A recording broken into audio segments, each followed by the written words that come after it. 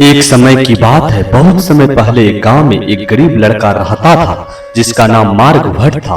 उसके परिवार की आर्थिक स्थिति कुछ अच्छा नहीं था और वह बहुत ही गरीब था।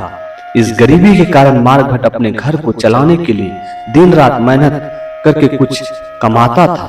मार्ग भट्ट जब अपने दोस्तों को स्कूल जाते देखता था उसे बहुत दुख होता था।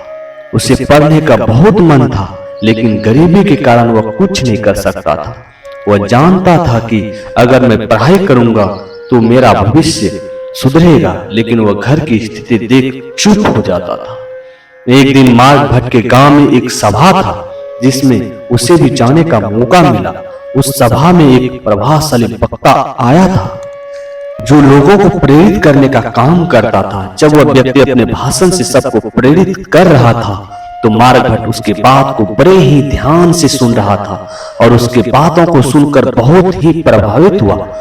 और अब वह समझ चुका था कि जीवन में कुछ पाने के लिए कुछ तो खोना पड़ेगा, और वह खोया अपना समय, नींद, चैन। उस प्रेरणादायक सभा के बाद से मार्ग भट्ट अपने लक्ष्य को प्राप्त करने के लिए और मेहनत करने लगा। वह सुबह उठकर पढ़ाई करता था और फिर मजदूरी करने के लिए पास वाले गांव में चला जाता था। वह अब आराम से रात में सोता नहीं था, बल्कि अपने लक्ष्य के प्रति ध्यान देता था। समय बीतते गया और मार्ग भट्ट की मेहनत रंग लाने लगी। वह स्कूल में अच्छे अंक लाने लगा और आगे बढ़ते गया, और उसने एक दिन उच्च शिक्षा प्राप्त की और सफलता को भी प्राप्त की और अपने परिवार को उच्चतम स्तर पर ले जाने का सपना साकार किया। मार्ग भट्ट की कहानी गांव के अन्य लोगों को प्रभावित करने लगी।